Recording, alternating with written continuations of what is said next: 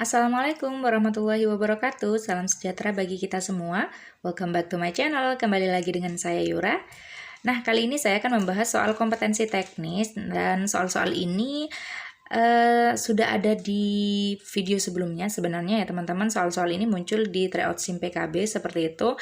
Namun ketika saya memberikan kuis IG story ya teman-teman, beberapa dari kalian masih menjawab salah.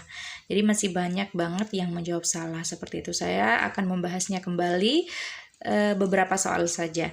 Nah, bagi kalian yang belum subscribe channel ini, silahkan di-subscribe dahulu agar tidak ketinggalan pembahasan soal yang berkaitan dengan tes P3K.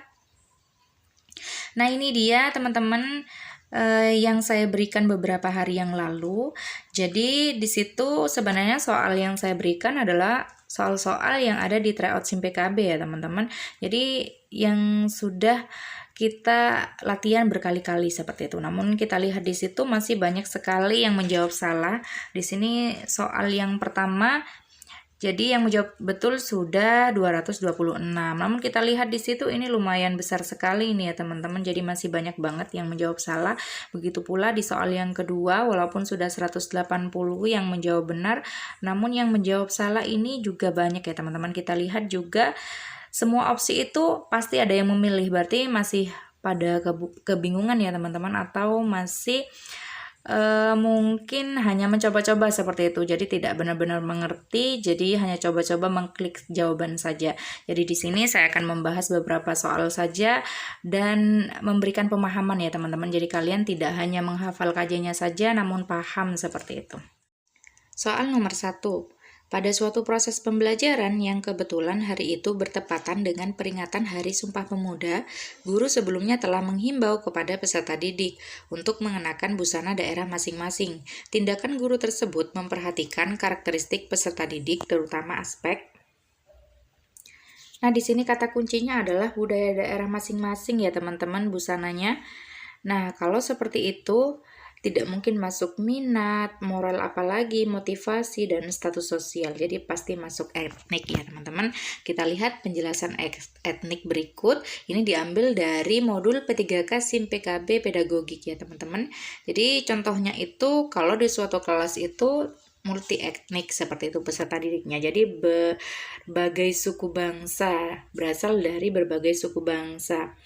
Misalnya Jawa, Sunda, Madura, Minang, dan Bali. Jadi kalau misalnya siswa diminta untuk menggunakan busana daerah masing-masing, jadi kalau siswa A itu berasal dari Jawa, maka ia akan menggunakan busana tradisional Jawa seperti itu. Begitu pula bagi yang Sunda mengenakan baju Sunda seperti itu. Begitu pula dengan Madura, Minang, dan Bali seperti itu ya teman-teman. Jadi di situ seorang guru telah memperhatikan karakteristik peserta didik yang etnik ya teman-teman.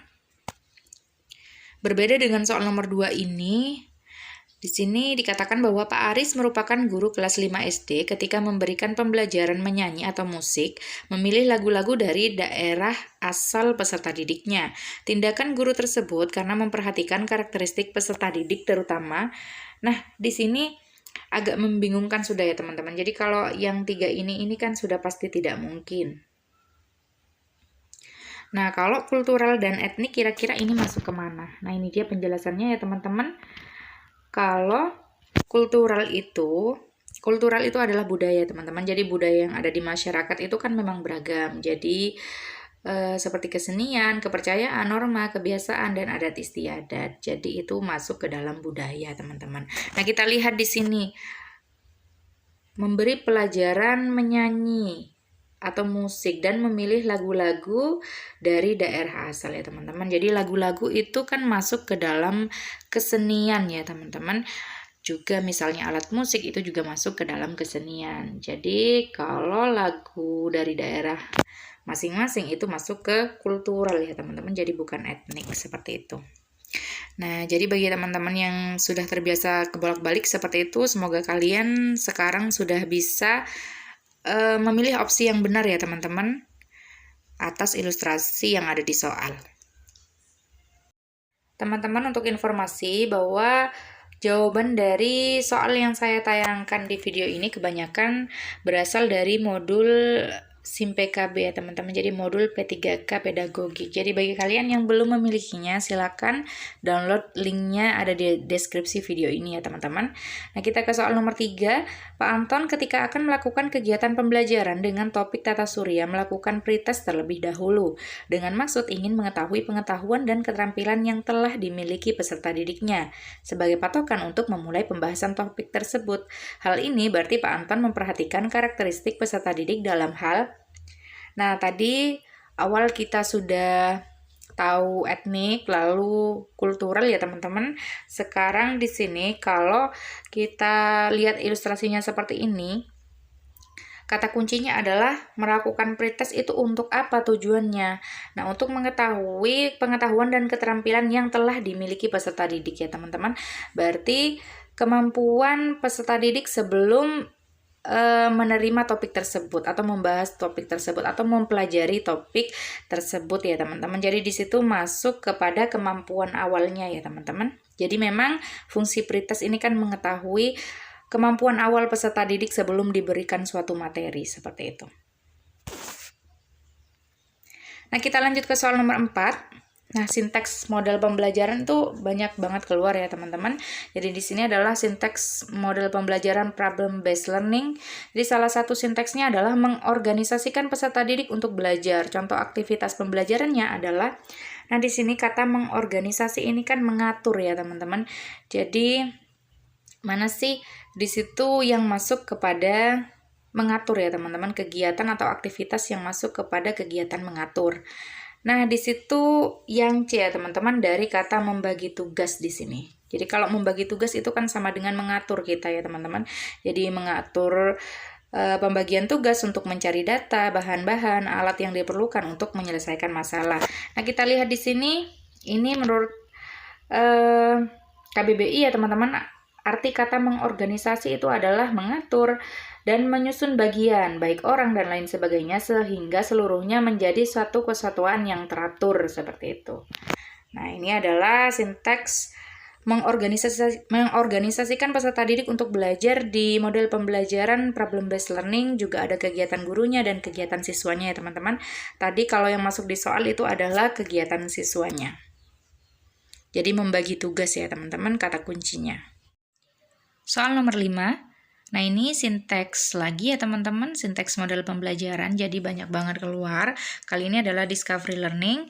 Salah satu aktivitas menjawab pertanyaan atau membuktikan benar tidaknya hipotesis, merupakan sinteks discovery learning yang, nah di sini kalau di review soal pedagogik itu KJ-nya adalah pembuktian ya teman-teman atau verification seperti itu. Sehingga kata membuktikan di sini bisa dijadikan kata kunci. Namun kita lihat di sini, ini berbagai sumber ya teman-teman mengatakan bahwa pada sinteks pengumpulan data atau data collection di situ kegiatan siswanya mengatakan di situ bahwa tahap tersebut berfungsi untuk menjawab pertanyaan atau membuktikan benar tidaknya hipotesis ya teman-teman. Sedangkan kalau yang di pembuktian atau verification itu peserta didiknya melakukan pemeriksaan secara cermat untuk membuktikan benar atau tidaknya hipotesis yang telah ditetapkan tadi. Nah, kalau lihat di sini nampak bahwa yang sesuai dengan yang di soal ini justru sinteks pengumpulan data ya teman-teman atau data collection. Namun memang saya sampaikan bahwa KJ di review pedagogi SIM PKB itu adalah yang B, pembuktian. Jadi silakan kalian mau ikut KJ yang mana seperti itu, karena memang kalau di sana misalnya adalah pembuktian atau verification seharusnya kita ikut di sana ya teman-teman. Namun kita tidak mengetahui apakah sebenarnya di situ terjadi error atau bagaimana. Jadi bisa kembali ke keyakinan masing-masing ya teman-teman. Kalian mau menjawab opsi yang mana, seperti itu. Saya hanya menyampaikan. Soal nomor 6.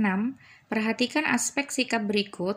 Yang pertama tanggung jawab, kedua kerjasama, ketiga menghargai, 4 mandiri, dan kelima jujur. Kompetensi sikap yang akan dinilai untuk kegiatan berdiskusi adalah, nah gampangnya kita cari yang tidak mungkin ya teman-teman. Jadi kalau mandiri, kalau dalam berdiskusi ini tidak bisa diukur atau dinilai. Jadi yang ada angka 4-nya kita hapus ya teman-teman. Nah, antara A dan D, jadi Dari 1 dan 5 ya teman-teman, bedanya di situ. Tanggung jawab dan jujur mana sih yang tidak masuk ke dalam kompetensi sikap yang akan dinilai dalam kegiatan berdiskusi. Nah, kalau jujur ini tidak ya teman-teman, jadi yang dinilai itu adalah 1, 2, dan 3.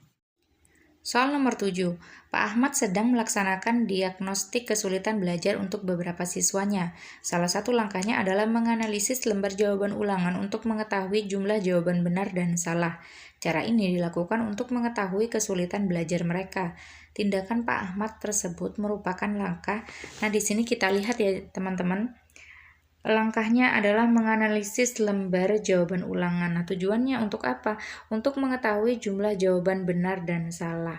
Jadi, kalau sudah ketahuan jumlahnya misalnya lebih banyak yang salah daripada yang benar, dan juga salahnya di mana, di soal nomor berapa, seperti itu, bisa ketahuan ya teman-teman, jadi anak ini lemahnya di mana, seperti itu. Jadi langkah yang dilakukan oleh Pak Ahmad ini masuk kepada identifikasi masalah ya teman-teman. Jadi masalah yang dialami siswa itu sebenarnya letaknya di mana, seperti itu. Soal nomor 8. Salah satu tahap diagnostik kesulitan belajar adalah tahap diagnosis analitik. Pada tahap ini biasanya digunakan tes diagnosis atau tes prestasi belajar. Tujuan dari tahap diagnosis analitis adalah untuk mengidentifikasi masalah, yaitu untuk mengetahui. Nah, di sini kata kuncinya adalah diagnostik ini ya teman-teman. Jadi diagnosis ini merupakan kegiatan mendiagnostik ya teman-teman, diagnosa. Jadi biasanya itu kalau diagnostik itu untuk mengetahui kelemahan-kelemahan terjadi ya teman-teman. Jadi di sini jawabannya adalah yang B. Nah, ini dia ada 3 seperti itu. Jadi ada diagnosis umum, ada diagnosis analisis, ini yang ditanyakan di soal tadi. Nah, di sini penjelasannya adalah menggunakan tes diagnostik, sasarannya ialah untuk mengetahui di mana letak kelemahan tersebut ya teman-teman. Jadi letaknya seperti itu. Jadi jawaban untuk soal tadi adalah yang B. Juga ada diagnosis psikologik ya teman-teman. Pada tahap ini, teknik pendekatan dan instrumen yang digunakan antara lain berikut yang A sampai G ya teman-teman. Soal berikutnya, nomor 9, Bu Ani bermaksud mengembangkan kemampuan berpikir kreatif melalui curah gagasan dengan kantong ide. Setiap siswa membawa kantong ide berisi satu benda, kemudian kantong ide ditukar dengan temannya. Tugas siswa adalah memberikan kata sebanyak mungkin terkait benda yang ada di kantong ide tersebut. Cara yang digunakan Bu Ani dapat mengembangkan keterampilan berpikir. Nah, di sini kata kuncinya adalah siswa memberikan kata sebanyak mungkin ya teman-teman terkait benda yang ada di kantong ide tersebut. Nah, itu biasanya masuk ke divergen ya teman-teman. Nah, ini dia penjelasannya mengenai berpikir secara divergen. Ini juga diambil dari modul P3K SIM PKB Pedagogik ya teman-teman. Ada di bagian sini. Jadi berpikir secara divergen atau nama lainnya adalah lateral. Itu memberi kesempatan kepada anak untuk mengemukakan pendapat sebanyak mungkin tanpa memikirkan bahwa pendapat yang telah disampaikan itu benar atau salah ya teman-teman. Jadi memberikan jawaban yang berbeda, memberikan beberapa alternatif pemecahan masalah, dan memberikan gagasan-gagasan yang berbeda atau baru. Jadi sesuai ya teman-teman. Jadi di situ kata kuncinya adalah mereka memberikan kata sebanyak mungkin. Jadi tidak peduli pendapat yang disampaikan itu benar atau salah, berbeda, dan lain sebagainya. Jadi akan memberikan beberapa alternatif pemecahan masalah dan memberikan gagasan-gagasan yang berbeda atau baru. Soal nomor 10. Salsabila yang duduk di kelas 2 SD menunjukkan prestasi belajar yang rendah hampir di semua bidang studi dan jarang dapat menyelesaikan tugas sesuai waktu yang telah ditentukan. Namun Salsabila mempunyai catatan kehadiran, kerajinan, dan ketekunan yang bagus serta sikap belajar yang positif. Faktor penyebab kesulitan belajar Salsabila diperkirakan pada. Nah, kita lihat teman-teman, Salsabila di sini prestasi belajarnya rendah ya teman-teman di semua bidang studi, hampir di semua bidang studi. Dia juga jarang dapat menyelesaikan tugas sesuai waktu yang telah ditentukan. Namun catatan kehadirannya, kerajinannya, dan ketekunan itu bagus ya teman-teman. Sikapnya juga positif. Jadi kemungkinan ini yang bermasalah adalah pemahaman tentang materinya ya teman-teman. Jadi itu masuk kepada tingkat kecerdasan yang rendah. Jadi memang IQ-nya yang rendah ya teman-teman. Jadi kalau minat belajarnya itu sudah bagus ya teman-teman, dilihat dari kerajinan dia, kehadirannya, berarti dia benar-benar berminat untuk belajar seperti itu. Begitu pula dengan motivasi belajarnya, saya kira juga sudah bagus. Dia adalah anak yang tekun, adalah anak yang rajin, dan juga hadir ya teman-teman, selalu hadir. Namun di situ memang hanya pada bidang studinya ya teman-teman, yaitu pada mata pelajarannya. Nah, sikapnya juga positif, berarti dia itu mempunyai motivasi bagus untuk belajar, namun memang tingkat kecerdasannya saja yang rendah, seperti itu. Soal 11, perkembangan kognitif peserta didik sekolah dasar berada pada taraf operasional konkret, sehingga mereka merasa kurang memahami mata pelajaran atau materi pelajaran yang disampaikan gurunya secara verbal saja. Proses pembelajaran tersebut akan efektif jika disertai dengan menggunakan. Nah, di sini terkait dengan penggunaan media ya teman-teman, apalagi peserta didiknya adalah sekolah dasar. Jadi memang mereka berada pada tahap operasional konkret. Dari kata konkret di sini berarti mereka itu masih terkait dengan objek-objek yang nyata ya teman-teman. Jadi kalau berkenaan dengan media yang ditanyakan, pasti media yang mereka perlukan adalah media-media yang nyata ya teman-teman, yang bisa mereka lihat langsung, yang mereka bisa sentuh, bisa raba dan lain sebagainya ya teman-teman. Jadi di situ masuk ke media nyata. Soal berikutnya, pada pendidikan abad ke-21, kompetensi collaboration sangat penting karena peserta didik dapat. Nah, ini sering kali keluar ya teman-teman, tapi masih banyak dari kalian yang salah menjawab. Jadi di sini kan dari kata collaboration ya teman-teman, jadi collab seperti itu, kerjasama. Tinggal kalian cari yang ada kerjasamanya ya teman-teman. Itu adalah di opsi yang B. Namun tadi di awal sudah saya tampilkan, ini sudah saya jadikan kuis juga di IG Story seperti itu. Masih banyak teman-teman yang salah menjawab, masih banyak yang menjawab A, C, dan juga D seperti itu ya. Masih banyak opsi yang penuh dengan jawaban teman-teman di situ. Nah, kita lihat di sini. Sebenarnya ada 4 ya teman-teman. Jadi saya sudah membahas ini di video sebelumnya. Saya sudah memberikan kata kunci dari masing-masing di sini. Jadi kalau collaboration itu dari kata collab ya teman-teman, jadi bekerja sama seperti itu. Ini bisa dijadikan kata kunci untuk collaboration. Untuk communication ini adalah komunikasi ya teman-teman. Jadi mengomunikasikan ide-ide. Lalu ada critical thinking dan problem solving. Di sini berpikir kritis ya teman-teman kalau critical thinking ini, dan juga selain itu juga problem solving ya, menyelesaikan masalah seperti itu. Nah, kalau yang creativity thinking dan innovation itu adalah ide-ide kreatif ya teman-teman. Ide-ide ini bisa dijadikan kata kunci seperti itu. Nah, ini dia teman-teman keluar dalam soal nomor 13. Jadi yang ditanyakan sudah bukan collaboration lagi, namun kompetensi communication ya teman-teman. Komunikasi sangat penting karena peserta didik dapat. Nah, tadi kalau communication itu kan kata kuncinya adalah komunikasi ya teman-teman. Tinggal kita cari mana sih di opsi yang ada kata komunikasinya seperti itu. Nah, kita lihat di sini kalau yang communication itu ini ya teman-teman, jadi yang A jawabannya. Nah, kalian kalau sudah menentukan kata kunci akan mudah ya teman-teman mau menuju ke opsi yang benar seperti itu. Soal berikutnya, nah ini buktinya bahwa kalau yang communication itu adalah mengomunikasikan ide-ide ya teman-teman. Jadi jawaban untuk soal nomor 13 ini adalah yang A. Kita lanjut ke soal nomor 14. Nah, soal seperti ini sering keluar ya teman-teman. Manakah di antara pernyataan berikut yang merupakan indikator pengayaan dari KD menganalisis peran ekonomi dalam upaya menyejahterakan kehidupan masyarakat di bidang sosial dan budaya untuk memperkuat kesatuan dan persatuan bangsa? Nah, di sini Kita lihat KKO-nya adalah menganalisis ya teman-teman. Menganalisis itu masuk ke C4 ya teman-teman, karena kalau C5 itu mengevaluasi, lalu C6 adalah mencipta. Ini masuk ke HOTS ya teman-teman. Jadi berpikir tingkat tinggi seperti itu. Jadi di sini nanti kita tinggal lihat tabel KKO-nya ya teman-teman.